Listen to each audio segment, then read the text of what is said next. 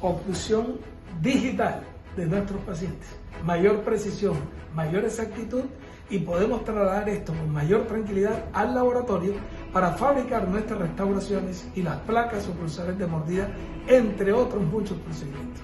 Todo esto lo veremos en el curso Innovaciones en el manejo del bruxismo en la era digital. Te esperamos.